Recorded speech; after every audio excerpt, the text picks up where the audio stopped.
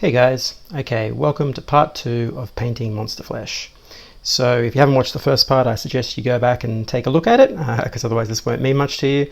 But this is where we're going to get into painting the final layers of skin on our monster.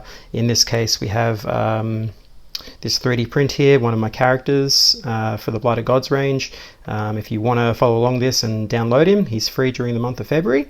You just go to blightedgods.net/store and you can pick him up and follow along with this little tutorial.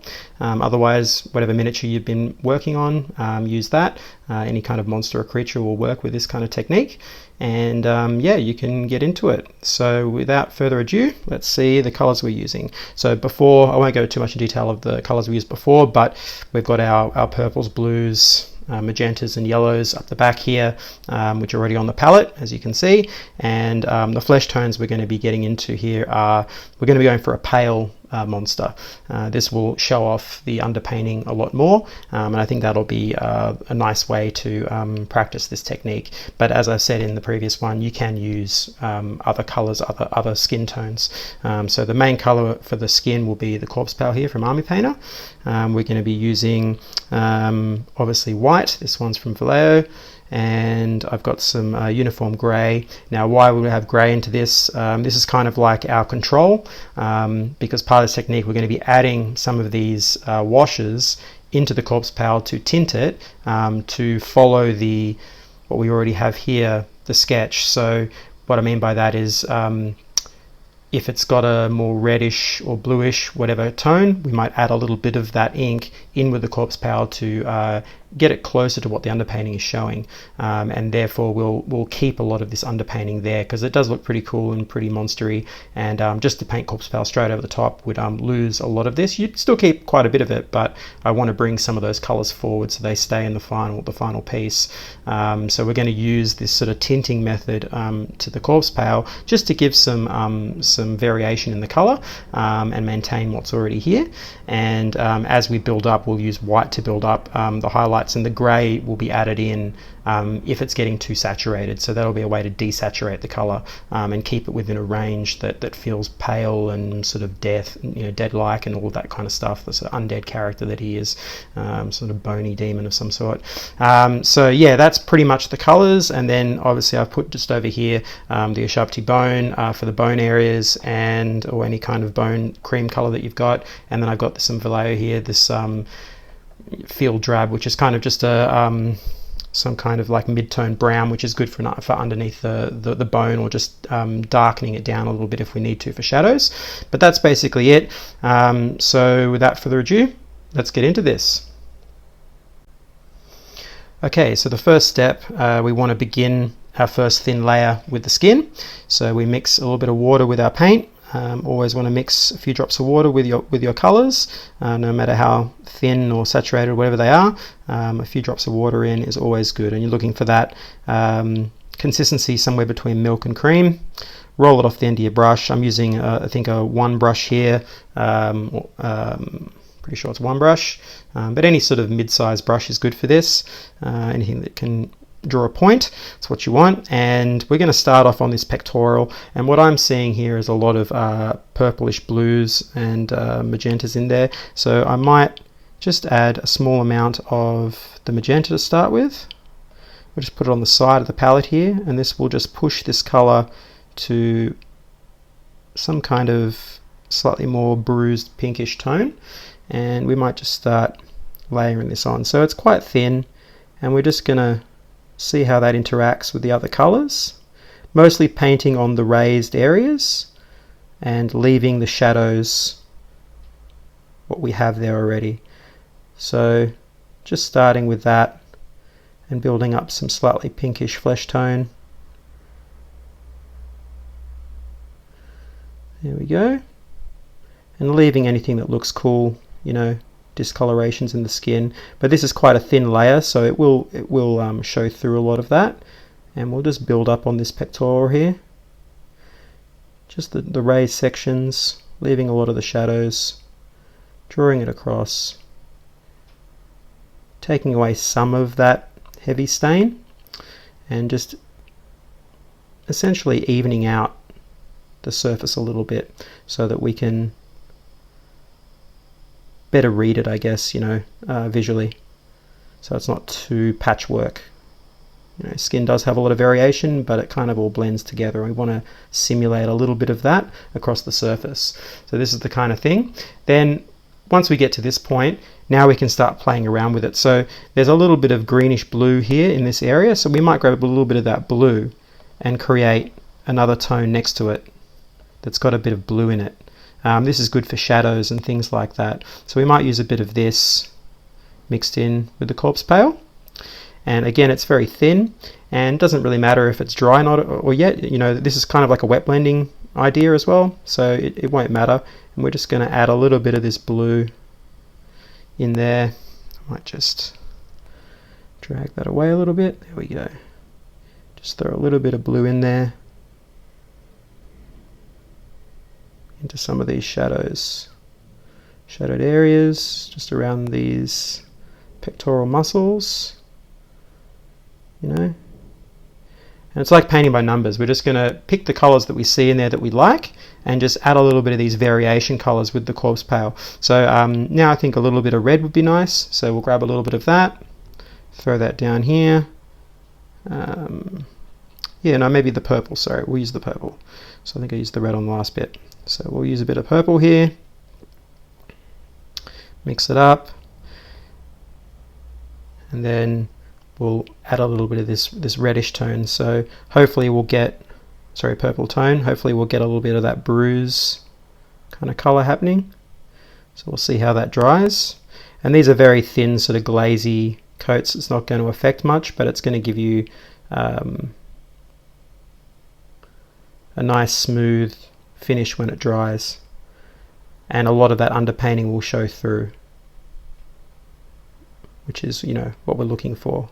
We don't want to obliterate it, we just want to blend it out. It's very forgiving, this technique. You're not really, it's not going to, you're not going to destroy the model by doing any of these steps. And so there we go, that's what we're going to be left with, a more homogenized finish with varied color across the surface, done very easily and very quickly with thin layers that are slightly tinted, as you can see. Yeah, this is a lot of fun, and you can't really go wrong. I mean, it's a monster. It can be anything. So I'm going to go through and do some of this across the surface, and I'll come back once I've done that, and we can have another look at it, and I'll show you where to go from there. All right, catch you soon. Hey guys, all right. So I thought I'd bring you back in for some of this stage, just so you can see how to do it across the face in a more complex area. You can see how I've already done around the pectorals there, and built up around towards the neck. At the moment he looks like he's got a bit of a 5 o'clock shadow going on, a bit of blue in there around his jaw, but we're gonna go back in and put some reds and so on. So just to show you how to do this and further play with it, but you can see how the pectorals and so on are looking nice and blended.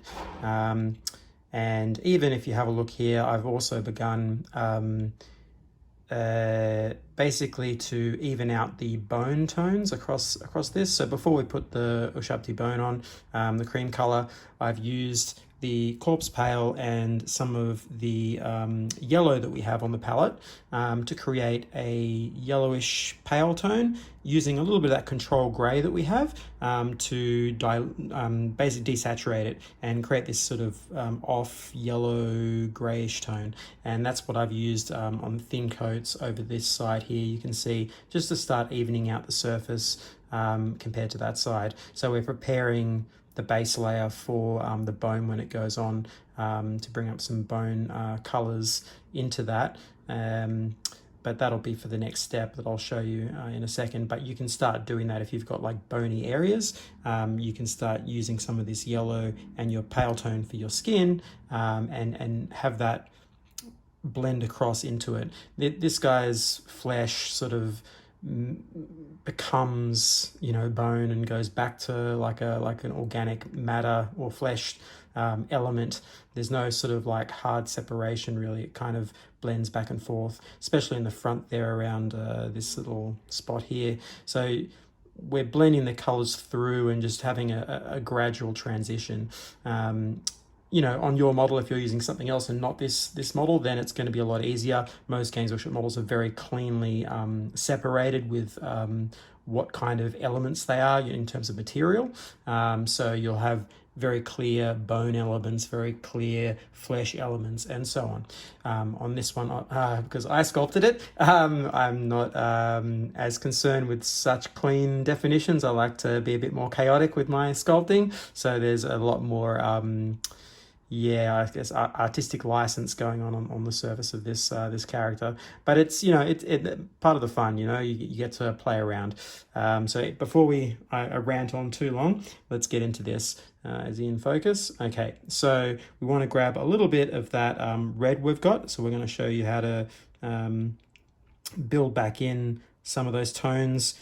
You know, I built in some blues in there around the face, but it's a little bit too blue, so we can come back in, and all you want to do is, once you've established something like this, you just start bringing in some of that color back around all thin layers, just glazing that in and letting that dry, building it across there, maybe a little bit down here. And what's going to happen after this stage is that we're then going to come in with the corpse pale and white to do like an all over highlight, and that's going to unify everything. If you watch a lot of other painting tutorials, they'll talk about like a unifying highlight color, like a pale, basically like a pale yellow white kind of color, and that's sort of the technique we're using here. We're going to have that corpse pale become an overall highlight for everything, so that includes the yellow areas and the bony areas and so on. So, you know, as you can see there, just from this little part, it started to, you know, just push that blue back in and not be quite so dominant compared to, let's say, this side here, where the blue's quite strong. And here we can see some of that pinkish tone coming through. So that's all you're trying to do, just build those tones, get them all working together, and not like sort of like, you know, separate splotches of color. You want it all intermingling and moving together as a whole. So I just thought I'd bring it back in there. I'm going to continue finishing off this, and I'll come back once we're ready to do the next highlight stage and the bone areas. Okay, I'll catch you soon. Okay, so we're back. So now it's time for the highlighting phase. So I've unified the surface, as you can see here, and this is the kind of thing that you're going for. So the bone areas have their corpse pale, yellow, grey tone to even it out, okay? And then we've done all the various tint layers on the skin to sort of even it. And now it's time for the highlighting. So we're going to build up highlighting across the flesh tones as well as the bone. But we'll start with the bone now, just so you can see how that works. So I've got some of the cream tone on the palette, and we're going to use that with a little bit of white to create that first highlight layer. So very, very simply, all you want to do is grab some white across next to your bone and just start mixing it together, and you're looking for a tint that's just lighter than the standard color. So one step up, basically. And it's great when you've got a palette like this where you can see the stages. If you've got a wet palette, you know, it'll stay wet. You can work with it for a little bit longer than you would on a dry palette, and you can see the level. And so you just keep adding a little bit more of that tone until you just get a color that's a bit lighter and a bit more closer to white. So a little bit more water, always add 1 or 2 drops, thin it down, draw it off your palette, twirl the brush, get your point back, and let's go.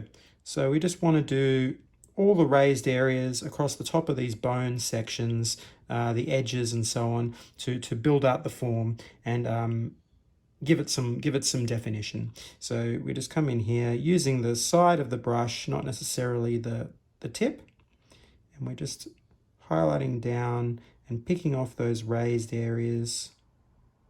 Okay. If you have this kind of very ribbed sort of bone-like structures on your model, if you're not using this one, then you know, you can do what I'm doing here, which is just drawing the brush down to create little lines and little streaks. That's one way of doing it. Or you can use the side of your brush to the edge of the model and run it across the top, and you'll pick off the edges, just like a line edge highlight, like you would do on a Space Marine or something like that. So we just keep going across like this and building up those tones and creating those highlights. And we're just looking for that across all these areas that have this sort of yellow color. We just run the edge of our brush down and start showing that definition. Is that in focus? Yep.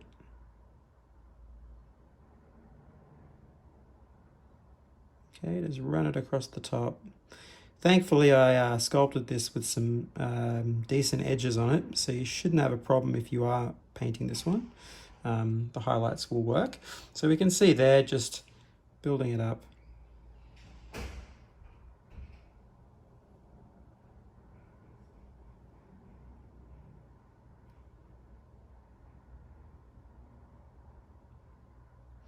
And when you've got a large flat area like this, don't be afraid to bring the whole level up and leave this shadow just in this groove area here, just to further push that section of his neck just outward. So it's sort of, when you're looking at it from the front there, you see the highlights just come forward a little bit. So I'm going to go through and do all this, and you'll bring this into some of these yellow areas here, the teeth and so on, across this ridge line, across the top here.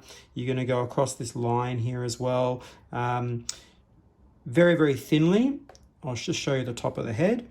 Lots of water, thin it down even more, and just very, very gently dot it. There you go, you can see. Across the top, like this. A little bit like when we first did the glaze. Rinse your brush out, and then just feather that edge away. See that there? Yep, that's good. Just feather that edge, and you'll end up with a nice highlight across the top. So we're just gonna very gently build that in. So I'm going to go and do that now, and I'll be back with you in a second. Okay. Okay, so we're back, getting very close to the end. So we've got the highlight of the bone all the way around. Okay, on the teeth, on the body, top of the head, you can see those little subtle highlights. Just be really subtle with it. You don't have to, you know, throw it all on there.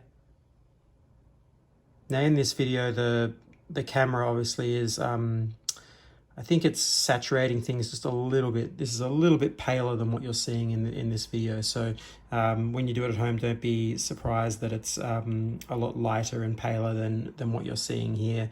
The yellows seem to come out very, very strong on this video. So yeah, but it is a bit more pale, like a spectral, almost, yeah, ghost-like. I don't know, somewhere between that and a skeleton. I don't know. Anyway, it's looking pretty cool. But even on the video here, the yellows, it's still coming up pretty nice. But there's a lot more subtlety going on than what we can see here in this video. And you'll find that too if you choose these colors and have a go at it. You get some really nice, interesting, subtle variations. So the last thing that we need to do is put a highlight tone on the flesh, all under here and under the jawline there, and bringing up into where I've highlighted with the bone. I've brought the bone highlight down onto the top ridge of the mouth there, and I'll bring the flesh tone one up to underneath the jaw there, so you'll get some blending together of those highlights, and that'll be really nice. And then the final thing will be one final highlight, probably with the bone one, I think, and we'll do it just around the face to further pop the focal point of this model. And that's what you want to do. Even if you've got a Games Workshop model, you want to put an extra highlight around the face and the area that's the highest contrast. That will draw the eye and give the model something interesting and more of a focus to the model. So we'll do an extra highlight for the final stage, and that's basically then done. We can always come back and I'll show you this. From there you're pretty much done except for the eyes, but you could go back and do a further shadow layer, and for this particular type of color, we'd be using probably a brown red, so maybe the Agrax Earth Shade mixed with some of this magenta tone that we have over here, and that would give us a nice warm brown shadow that we could throw in just to offset some of these cooler tones at the end. But we'll have a look at that, and I'll decide if that's worthwhile for this video. But yeah, we're very, very close, and as you can see, this technique is, comes up with some really interesting sort of colors. It's not something that you necessarily will do across your whole army, but you might use a little bit of this. You might have, while you're putting your base layer of flesh on your Space Marine hero, and instead of just putting the ink wash on and dry brushing it, you might instead throw a couple of different shades of ink washes, maybe a blue and a red and all of that, and you'll just get a bit more interest in your models. So these techniques aren't always to be used totally like this. They can be broken down and added into your workflow that you do with your miniature painting. So yeah, anyway, I'm gonna now get this ready, and I'll come back when we're ready to do the highlighting on the flash. All right, so we're ready to go. We've got the corpse pale out. We've got the white there. We're going to add a bit of water to that, add a little bit of the white, like we've done before, and create a tint that's just a little bit lighter than the corpse pale, okay? Twirl off your brush, get your point back, make sure there's enough water in there, maybe an extra drop.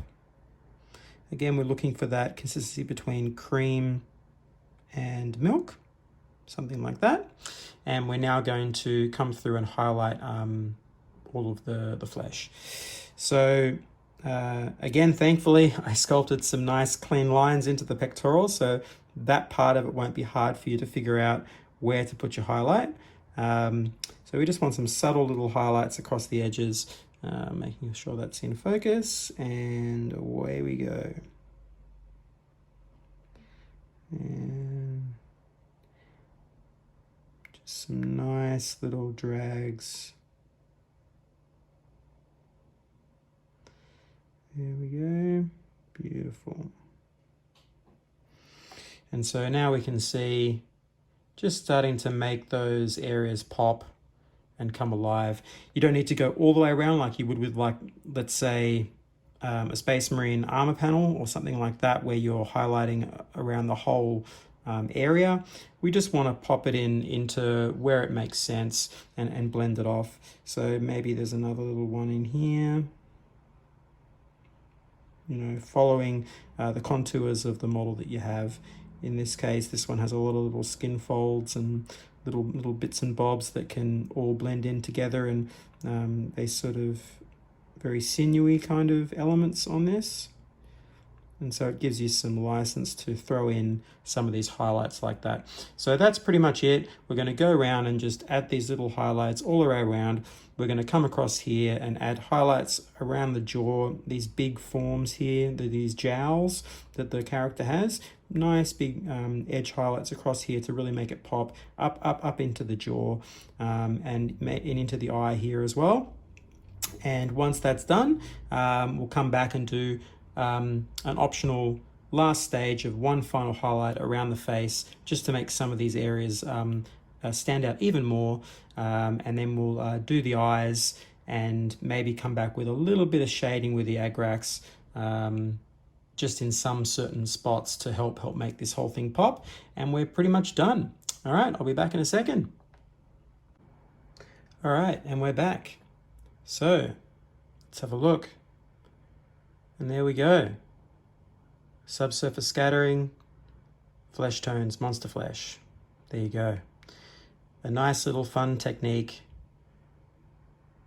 just to mix it up and give you something different style, different way of approaching a creature or a monster.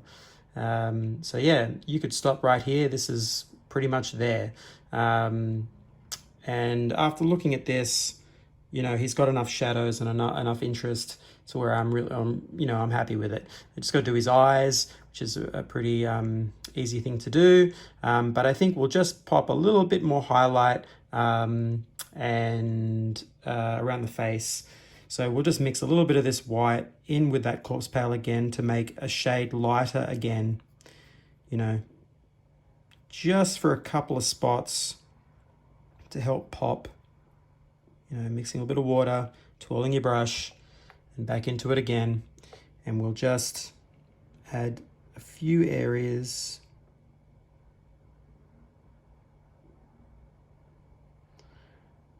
Just on some of these ridges.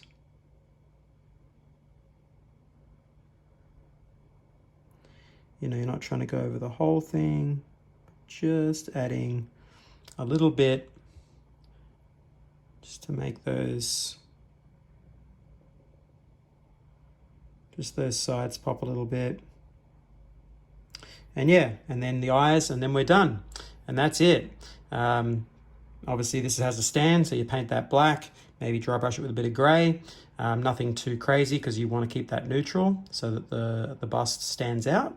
And possibly a matte varnish if you're really feeling, you know, adventurous. But otherwise, this is pretty much done. You could also put some gloss varnish in the eyes, along the teeth, if you wanted to further make this pop. But this is it.